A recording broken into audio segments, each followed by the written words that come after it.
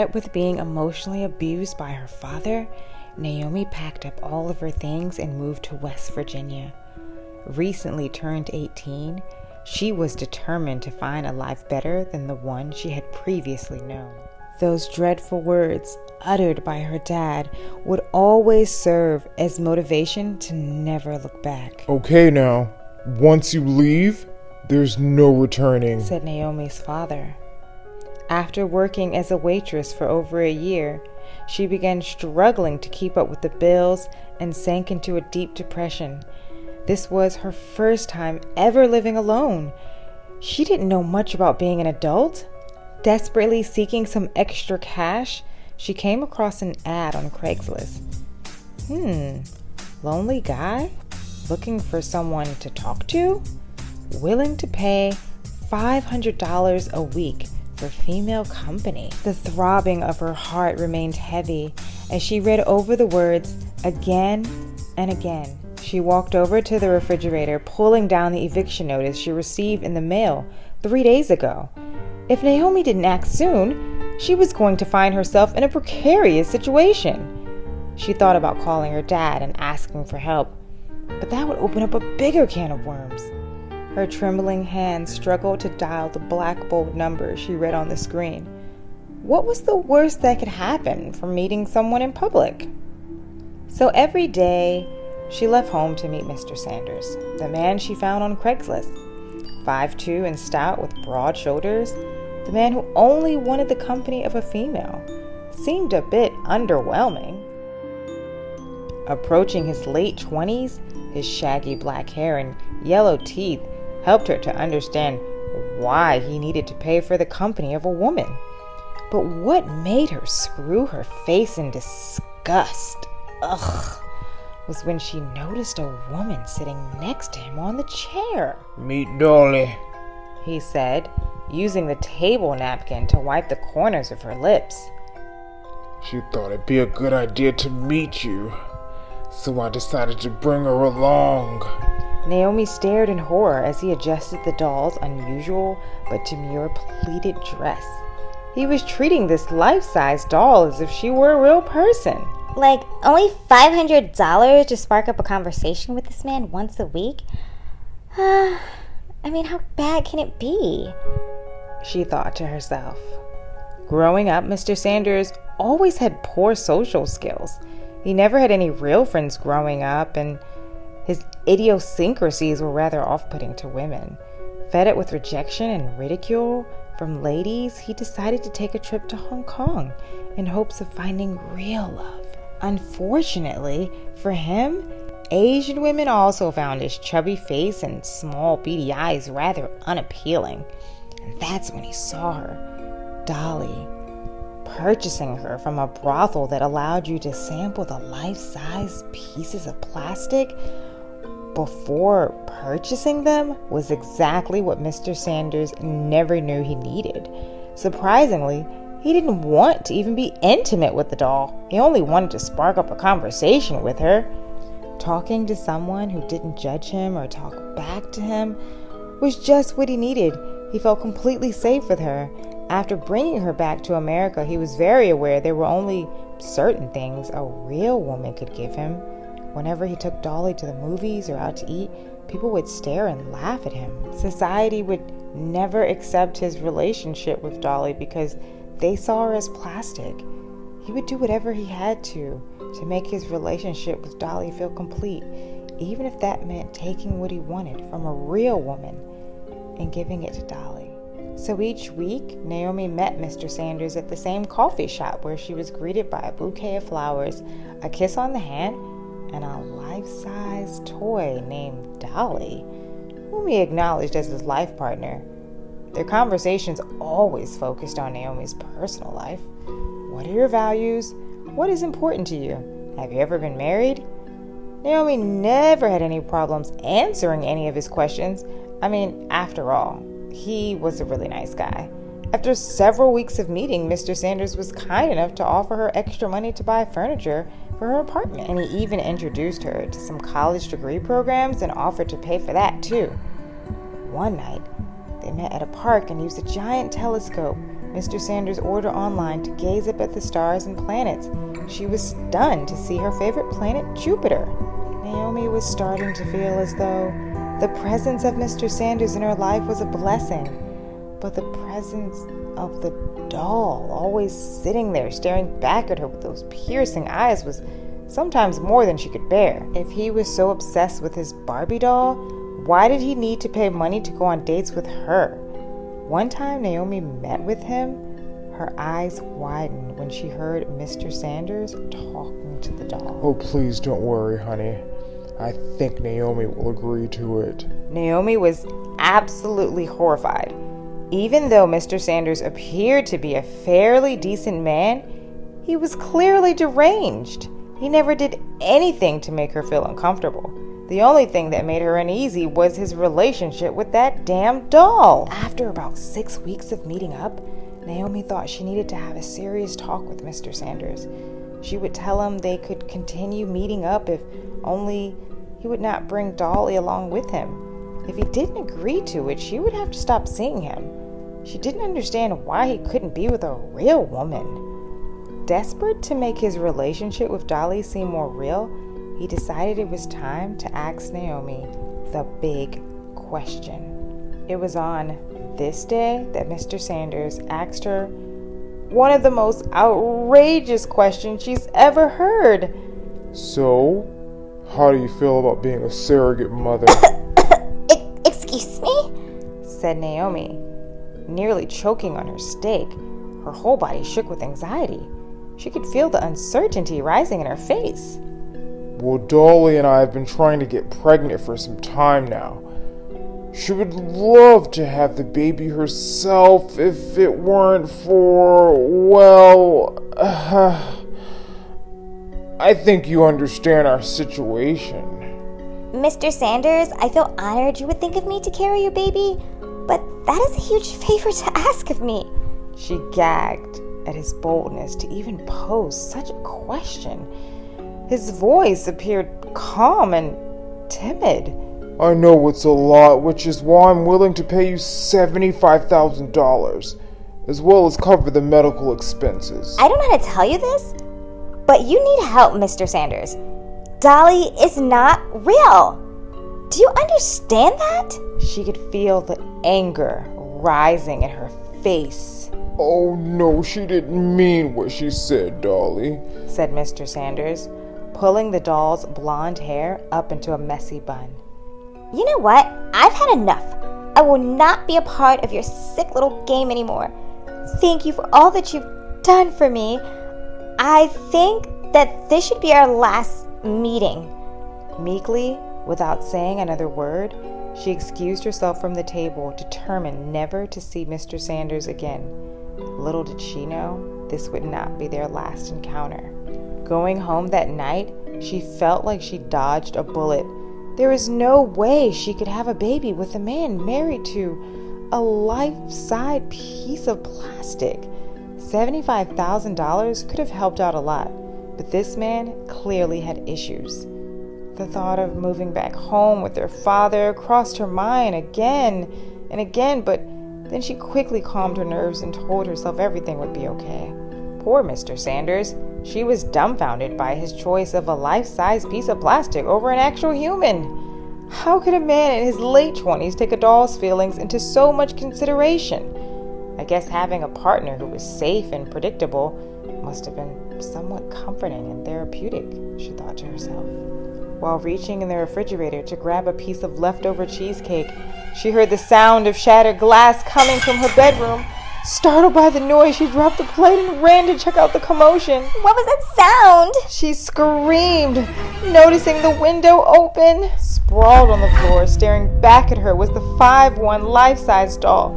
She immediately began scanning the room for something to protect herself. How did this thing get into her apartment? She felt a large blow over her head. Ouch! Falling to the ground while struggling to keep her eyes open, she noticed Mr. Sanders standing over her. Oh my God.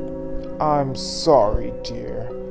I have to take Dolly's feelings into consideration. You're the one she wants, and no matter what, it's always Dolly's choice. Naomi barely uttered the words, "Help!" before receiving another strike across the face. Is this how it was going to end? She shouldn't have tried to take the easy way out. She wished she had just worked things out with her dad after all. She had been asleep for what seemed like days. She awoke to a completely unrecognizable environment. She noticed little chips of paint falling down on the carpet. Bottom of the white cartons had a tint of brown. There was a yellow sofa with dark stains covering the pillows. Help! She screamed. Look who's awake, said Mr. Sanders, walking into the room with a tray crowded with a plate of eggs, pancakes, and 3 strips of bacon. Eat up now, he said. We have 9 long months ahead of us. You're going to need all of your strength. Okay, so it was official. This man seriously needed to be committed. But wait, what did he say? Was he really going to hold her hostage for the next 9 months? There were no windows. Where was he keeping her? She jumped to the sound of clanking metal. He locked the door behind him. What were his plans for her? She bolted out of the bed and grabbed the door frantically, twisting and pulling at it. Tears streamed down her face. What had she gotten herself into? She had to play it cool. There's no way she could panic. She had to remain calm and think of a way out of the situation. After leaving the room, Mr. Sanders felt pleased with this eagerness to make Dolly happy. He felt a baby was the missing formula to their equation. After meeting with several other women, he knew he had to make it work with Naomi. There was Regina, who he kidnapped, but ended up having a stillbirth pregnancy. He killed her immediately after. The second woman he kidnapped was Tanya. She was a nice woman, but after purposely killing the baby by stabbing herself in the stomach with a fork, he stuffed her into a diving suit. And then lowered her into the bottom of the Chicago River. He would be extra careful with Naomi because he learned from all of his previous mistakes with the others. So after following her home and knocking her unconscious, he placed Naomi inside a container in the trunk of his car and then drove her to an encampment in the middle of the woods. Once he got to the woods, he tied her to the bed and repeatedly abused her for days until the deed was done. He figured once the baby was born, he would dispose of her. No one would ever have to know. No big deal, right? The only thing that mattered was making Dolly the happiest woman alive. After 3 months of being captured, Naomi's belly was starting to protrude. How could she have been so careless to get herself in this situation? Every day, she sought out new ways to seek her escape, but the place was completely sealed tight. Getting up from the bed, she looked into the mirror, horrified by her reflection. She hardly recognized the girl staring back at her. The life from her eyes had died. Slightly emaciated from a lack of nutrition, she had been locked in what seemed like a tiny cabin for months. Mr. Sanders had never taken her out for walks or given her vitamins, and it was the same food every day. Eggs and bacon for breakfast, chicken and potatoes for lunch, meatloaf for dinner. She tried explaining to him on several occasions that she refrained from eating beef years ago, but he didn't seem to care. She spotted a razor near the bathtub and thought to herself, she could end it. She could end it right now. She couldn't take another moment of this. Her thoughts were briefly interrupted by the sound of jingling keys from the door. Good morning, dear. Look who came to check on you today, said Mr. Sanders, setting Dolly down by the bed. Her blonde hair looked like it hadn't been tamed in days. This man was an absolute mess. Just like clockwork, he would leave the food without saying much and then return later with the food. On this particular day, he decided to leave Dolly in there with her. I think I'll leave you two to get acquainted. I mean, after all, you are carrying her baby. Ha! Did you hear what I said, Dolly? Your baby, he said, humming a joyous tune while exiting the room and locking the door behind him. I'm sure if Dolly were alive, she would have the sense to leave this fool, thought Naomi. Okay, Dolly, it's me and you. There was no way she was going to have this man's baby. She had to think of a way out of here. She quickly scanned the room for anything she could use to tear her way through something. She noticed a few hand towels near the sink, the razor near the bathroom, and some red nail polish. She grabbed the razor and began cutting away thin pieces of Dolly's hair. The razor wasn't that sharp, so she had to work to tug away hair from Dolly's scalp, creating patches throughout her scalp. She grabbed the red nail polish and began emptying the bottle all over Dolly's face and clothes and legs. At the time, she was wearing a white lace dress, so it was very easy to get dirty. Exhausted from her masterpiece, she fell asleep for what seemed like hours until she awoke to the sound of clinking metal again. I'm back! How are my two ladies doing? Mr. Sanders dropped the plate on the floor. Oh, Dolly! What happened to you? Naomi used this opportunity to take the razor and slid it across his face, and then kicked him where the sun don't shine. She saw the open door as an opportunity for her to escape. The smell of fresh air filled her nostrils as she gazed up at the sky, which she had not seen in months. She looked back and saw Mr. Sanders kneel to the ground, writhing in pain. Where was she?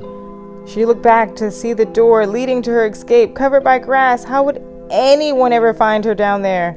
Run, Naomi, just run and don't look back.